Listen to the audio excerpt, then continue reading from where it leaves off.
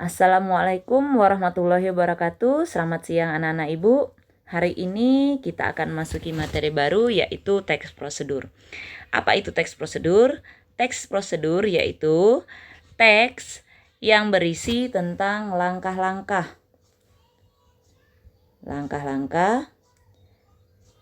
untuk mencapai sebuah tujuan. Selanjutnya, tujuan dari teks prosedur yaitu yang pertama menunjukkan atau menjelaskan bagaimana mengerjakan suatu dengan langkah-langkah yang urut dan memudahkan pembaca maupun pendengar agar dapat mengikuti langkah-langkah atau perintah dari teks yang tujuan akhirnya bisa disesuaikan keinginan pembaca maupun pendengar. Perlu kan ketahui bahwa dalam teks prosedur intinya adalah langkah-langkah. Langkah-langkah yang seperti apa? Langkah-langkah yang urut atau berurutan.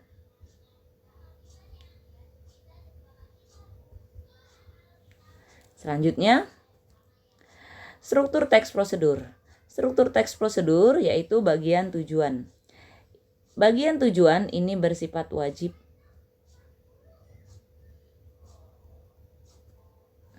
Dalam teks prosedur, tujuan ini wajib. Mengapa? Sebelum memasuki langkah-langkah, agar pembaca atau pendengar tahu tentang apa teks prosedur tersebut. Selanjutnya, bagian material. Bagian material ini tidak harus wajib ada. Karena apa? Ada langkah-langkah atau prosedur kerja yang tidak harus menggunakan bahan dan alat. Selanjutnya, bagian langkah-langkah ini juga bersifat wajib.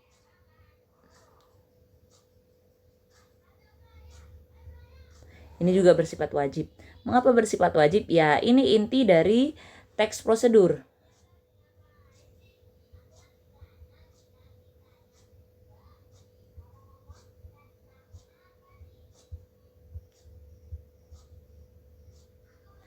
Teks prosedur tidak mungkin dikatakan teks prosedur bila tidak ada langkah-langkahnya. Jadi inti dari teks prosedur itu adalah di bagian langkah-langkah. Selanjutnya ada yang kedua. Apa yang membedakannya dengan struktur yang pertama? Di bagian penutup. Bagian penutup ini bisa berupa penekanan, keuntungan. Bila Anda telah menggunakan ini, nah saya seperti itu. Bila Anda menggunakan Gmail, maka akan mempermudah Anda. Nah, itu contoh penekanan pada keuntungan. Atau ucapan selamat. Dengan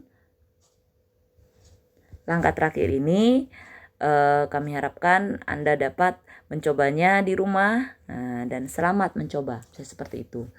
Dapat berupa juga penutup, dapat berupa juga penegasan. Apa itu penegasan? Penegasan yaitu pengulangan dari sebuah tujuan. Pengulangan dari sebuah tujuan. Contohnya, demikianlah langkah-langkah yang harus kalian lakukan dalam pembuatan email melalui Gmail. Seperti itu. Kita lanjutkan contoh teks prosedur. Bu, yang mana bagian dari tujuan tadi? Ini dia. Tujuan teks prosedur ini yaitu membuat Gmail dengan benar. Ini tujuan. Selanjutnya, langkah pertama sampai langkah ke-6 ini adalah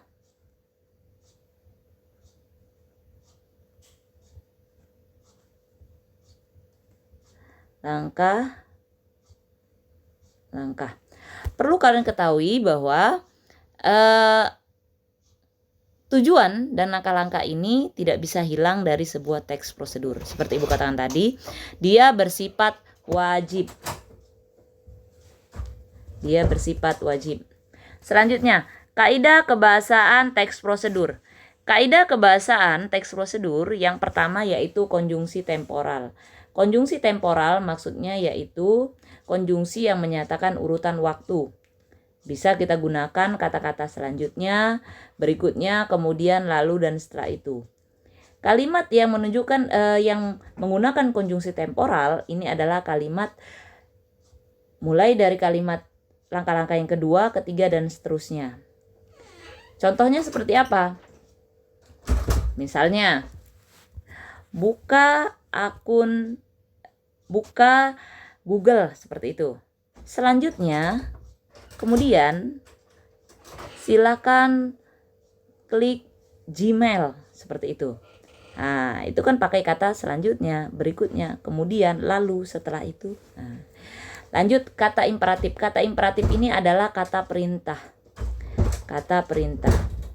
Ya, jelas langkah-langkah atau prosedur kerja itu biasanya menggunakan kalimat perintah. Kalimat perintah ini biasanya berpola imperatif.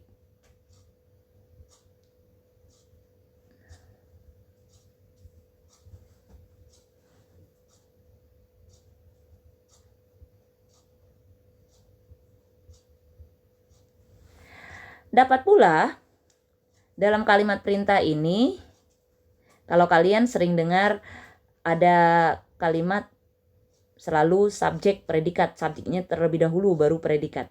Kalau kalimat perintah atau imperatif ini biasanya menggunakan pola predikat subjek. Mengapa predikat subjek? Ya, predikatnya di awal, kemudian dilanjutkan dengan subjek. Contohnya,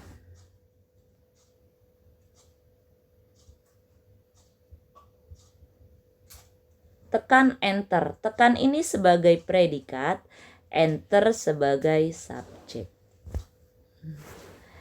Lanjut. Verba material dan verba tingkah laku. Anak ibu, apa sih verba material itu? Ketika kamu katakan berjalan, material.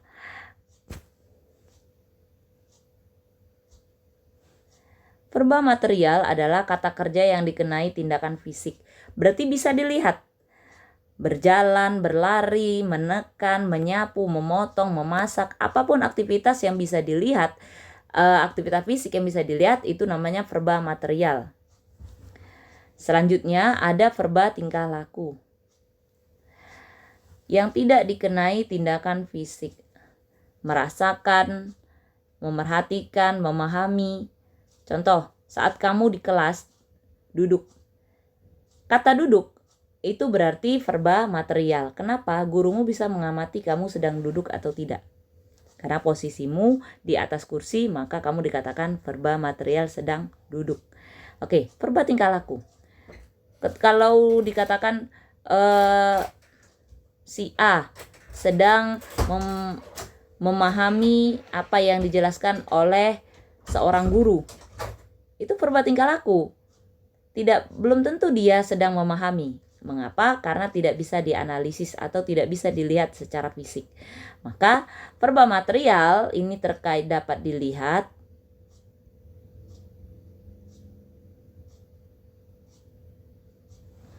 bila verba tingkah laku ini tidak dapat dilihat.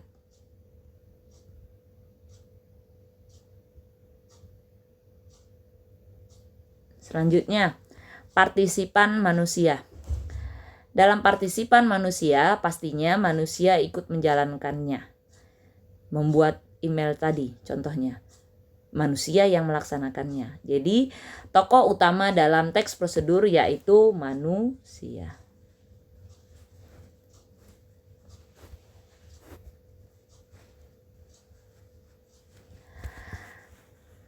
Terdapat bilangan sebagai penanda urutan.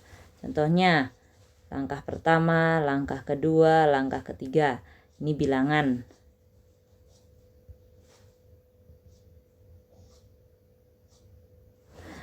Terdapat kalimat interrogatif atau kalimat yang berisi pertanyaan. Nah, ini boleh ada, boleh tidak. Bersifat, boleh ada.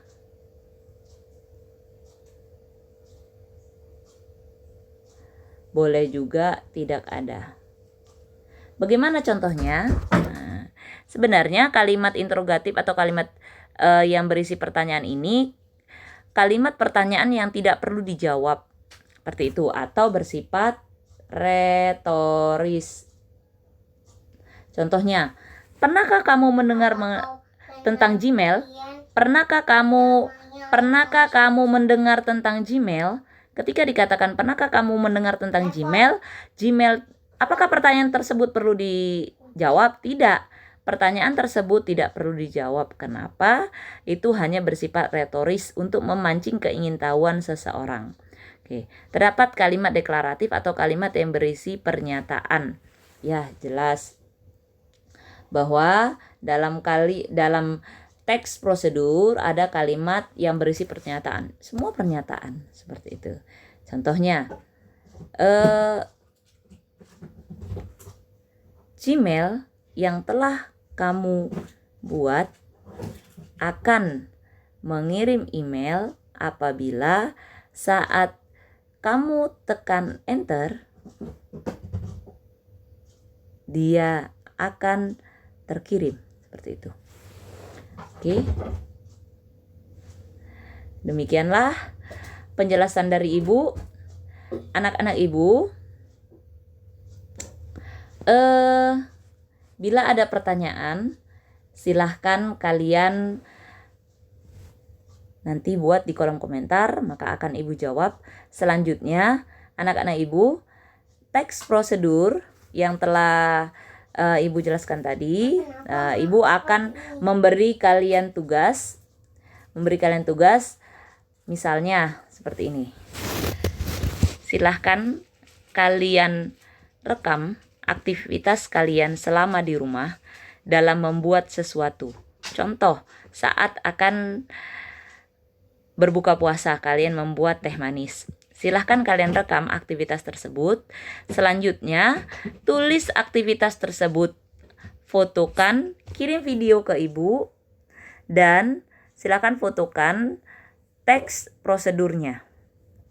Oke, anak Ibu, demikianlah penjelasan Ibu hari ini tentang teks prosedur.